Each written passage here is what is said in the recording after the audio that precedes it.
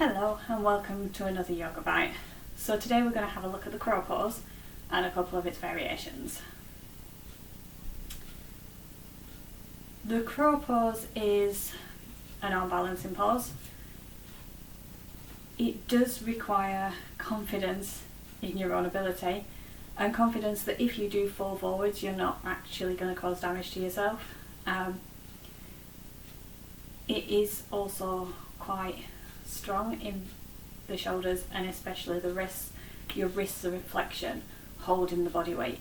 So to show you what the crow pose is, you have your hands underneath your shoulders, your knees come onto the arms, and you're tilting forwards and taking the body weight onto the arms. So that's the crow pose. Now we're going to look at how you get into it, how you work towards it if you're not able to get into it, and just a couple of variations which some yoga studios call flying, because it's called crow pose. It's like you're flying, your feet are off the ground, your body's off the ground, you're just connected with your hands. So we're going to have a look at this. It's quite a nice one to be working towards, because if you do fall forwards, if you put too much force into lifting your feet off the ground and you fall forwards, you've not got far to fall and you're not going to roll over because your head stops you. So you can just have a little bit of extra padding on the ground to increase your confidence when you're first trying to come into the pose. So let's have a look at how to get into it for a start. Like I said, you want to be down on your toes in a kind of crouching position, heels are off the floor. Your hands want to be fully connected to the floor, so you're pressing the pads of your fingers and your thumb. So all of this bit here is being pressed into the floor. And you're also gripping the floor with your fingers. So you're really pulling the floor in with your hands, and they're going to be right under your shoulders in order to keep your balance. You want to be right up on your toes, elbows slightly bent, knees coming into the top of the leg. So I take my knees slightly to the outside of my arms. Some people have their legs straight on their arms. Play around, see what works best for you. What you then want to do is you want to start coming higher onto the toes until your toes want to naturally come off, and then you can just lift them up. So you're just tilting yourself forward, tilting your head towards the floor until your feet naturally feel like they want to come up. That way the balance point is perfect on the body and you're not going to fall back out of it. And you can then hold this for a little while before slowly lowering the feet back down to the ground to come back out of it. So the important part, literally as I'm stressing it, is to allow your feet to come up themselves rather than pushing them up. When you're first starting, because confidence is a big issue with these sorts of poses, you can start off by just lifting one leg, taking it back down, lifting the other leg, so that you just get the feeling of how that feels off the ground. But you really don't want to be lifting one leg and then pushing the other leg off the ground, because you are more likely to fall out of the posture doing it that way, because your balance point isn't right on the body. So if you are struggling to find that balance point, you can take some blocks. So you take some yoga blocks and you place them underneath where your shoulders are going to be. You take your hands just in front of the yoga blocks and you start to come into the position. But what you do is you bend your elbows more so that your shoulders can rest on the blocks.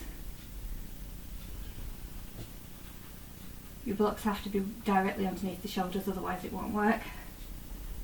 There we go, you want both shoulders to be resting on the blocks, because you're not going to go anywhere.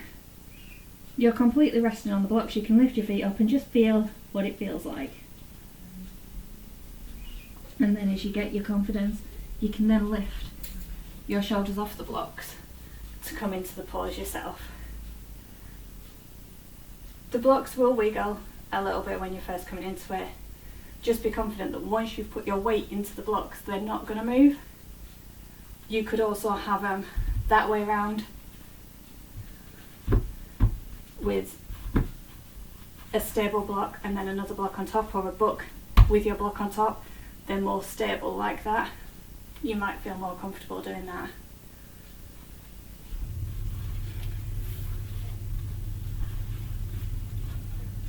So, a couple of crow pose variations. You have got the side crow, so standard crow pose, arms underneath the shoulders, but you're going to take your knees out to the side of the body and rest both knees on the one arm. So it's the same thing, but your weight is over to one side. So that is the side crow.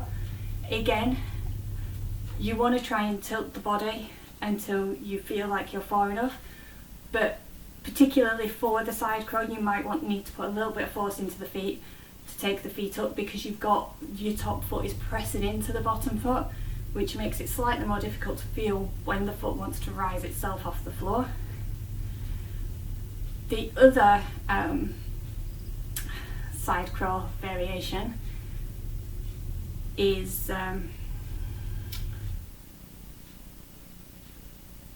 can't quite remember what it's actually called, but again, all the crows are the same basic arm positions. So your arms are here, you then come into the crow, and then you just straighten the top leg out behind you and the bottom leg out to one side. So you do it gradually, and you gradually work towards it. Ekapada, Bakasana, something like that, sorry. But you gradually work towards it. So the first step is to get the crow. You have to be able to do crow and hold it comfortably for a while. You want to ideally be able to hold it for at least a minute before you start trying to move on to things like the spread legs pose. Side crow, as soon as you can hold crow pose for a period of time, you can start moving into the side crow, because all it is altering the weight of where the weight of the body sits on the arms. So feel free to move into that as soon as you've mastered the crow pose itself. But you really need to be able to hold crow pose and do side crow and hold it for a short period of time before you can move into trying to stretch those legs out. And then you want to start by taking the top leg back behind you, because that doesn't alter the position of the body's weight too much. Whereas as soon as you start trying to stretch the leg out to the side, that's pushing you off to one side and can make it a bit more difficult to balance. Another fun thing that you can do with crow, so the last one I'm going to show you today, is to go into the tripod headstand. So for this one, it is really important that your hands are in the right position. So they want to be directly under the shoulders. You can come into crow, and then you can drop your head onto the floor to come up to tripod headstand, and then bringing the legs back down with control onto the arms to come back into crow, and then taking the feet back down onto the ground. You can also go into handstand from crow pose, but that requires quite a bit more shoulder strength and more strength through the upper arms as well. But that is another thing that you can do from crow pose, coming into the shoulder stand. You can also jump from crow pose into plank, so you can add it into your vinyasa of the sun salutations. There are lots of fun ways you can incorporate the crow pose into your posture, into your practice, and I hope that I've helped you to be able to work towards getting the crow pose and giving you some ideas for how you can use it generally in your normal practice. Thank you for joining me. Namaste.